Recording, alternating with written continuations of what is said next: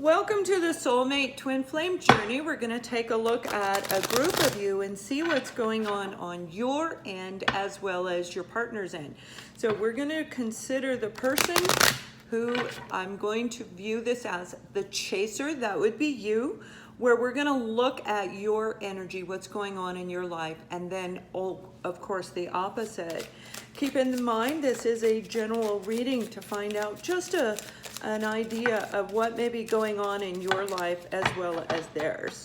Now, at the end, I will pull additional detail messages. This will be the main message, the additional detail, oracle cards, outcome, and advice I'll be pulling at the end on the Vimeo side.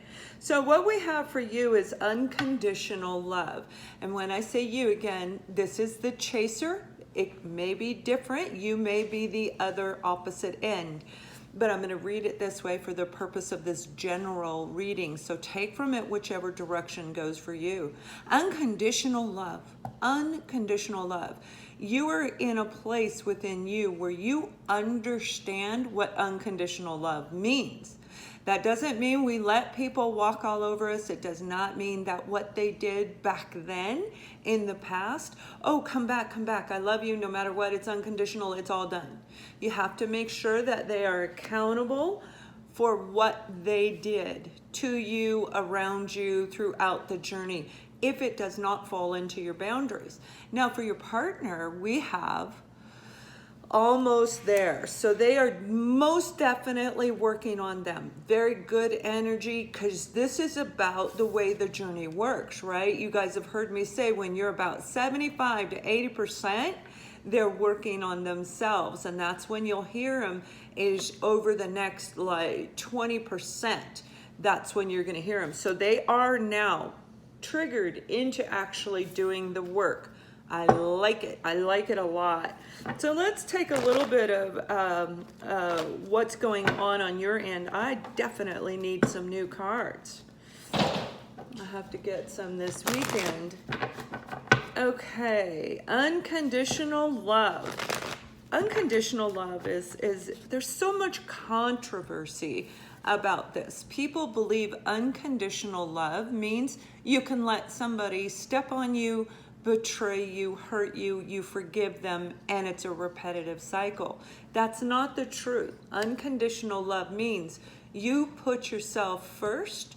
You know who you are. You know what you want. You've got your boundaries set. So they need to become, the other person needs to become accountable and responsible, just as you do for our own actions. Anything we say or do, right? So you're recognizing that it takes a lot between the two people to make a relationship work. You, them, and the relationship, putting all of the energy and effort into it. But what I'm picking up is you guys are in a beautiful place. You're the chaser. You're the one who's spiritually aware. You're working on your finances. You're working on your career. Some of you may have heard your actual spiritual calling, and what I'm getting is it's going to be really, really good for you, whatever it is. Now we have the Five of Swords energy, so you may have some negative thinking going on when it comes to this relationship, but most definitely there's something going on in your life. You may be arguing with other people, not just your soulmate, if you're speaking to your soulmate, because I don't think you are. And I'm going to get more information in a minute, but there was some arguing back and forth between the two of you, so I'm getting that no communication right now. Again, I'll pull on it. We have the Sun card. So some of you, absolutely, you've heard your calling. You're going through your healing process. And now you're putting all of your energy and effort into a career, into education, your skill set, so that you can build and create a prosperous life. But there's internal conflict. Some of you may be thinking, well, I don't know if I want to do this, because if my partner comes back, then I won't have to do this. Unconditional love starts with you, always making sure that you're in a really good place. Anything that was hidden between you and your partner is going to be revealed over the next 1 to 2 weeks, is what I'm hearing, 1-2. So this, maybe you actually thinking, I don't know if it can work. A lot of inner growth is taking place on your end, but it is now taking place on your partner's end. This internal growth is really, really beautiful for you. So what we have for your partner is an ending, the Death card, okay? We also have the 10 of Swords. So your partner may very well be thinking that what they have been through has been very difficult. The Death card, this is about the old version of them. See how they're almost there. The old version of them is dying off and allowing the new version to come in. That's the transformative side of this card. Whatever situation, this could be with work, this could be with a lot of people. I'm hearing a lot of different people in your partner's life. So they may have had a lot of family, friends that were influencing them. And what they're saying is you will be aware of it. If this is your reading, you're going to know that these people were impacting your relationship, which might be why you're a little bit at odds. And it would have been a painful ending between the two of you. But again, I don't think this 10 of Swords, this is a lot of different pain. Not even necessarily, you're probably one of the sword. Okay, but this is them really going through, reflecting, and ending relationships with other people that no longer hold any value in their life.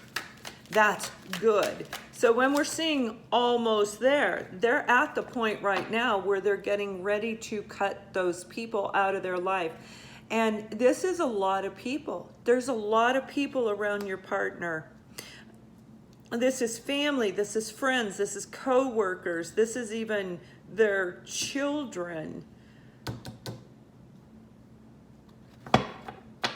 And yes, there are children. So I'm going to pull a romance angel card here because this is good. This is really good. You're in a good place except for this. We don't like this. And that could be what's going on here. Maybe the two of you are going to communicate.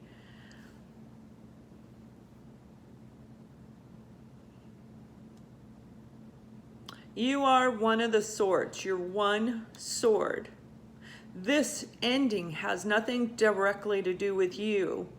You're the last sword that your partner is going to take care of after they walk away. You see, the 8 of Cups in the traditional tarot is when they are walking away. Half cups up, half cups down. They had a lot of feelings, deep feelings for whoever these people are that they're cutting out of their life. But they were indecisive. So they've been sitting there for quite some time. I'm seeing 12 to 16 months. 12 to 16 months, and you may not have been in contact for almost at least a year is what I'm hearing. A year, 12 months. Okay? Now, when I say no communication, that can be you reaching out, and 3 months later, still nothing from your partner. You may have reached out 2 to 3 times in that 12-month period of time. So let's see what they want you to know with the Angels romance card.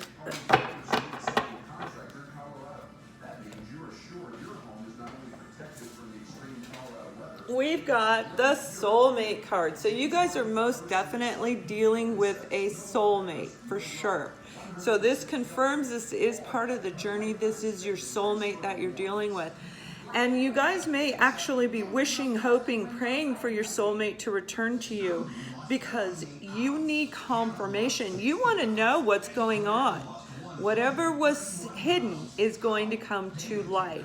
So thank you for watching. If you'd like to see additional detail, let's really pull some cards out, see what's on both sides. Make sure this is part of your life. What the advice, blockage, and the outcome, potential outcome is. So you can click on the link below, and I will see you on the other side. Much love.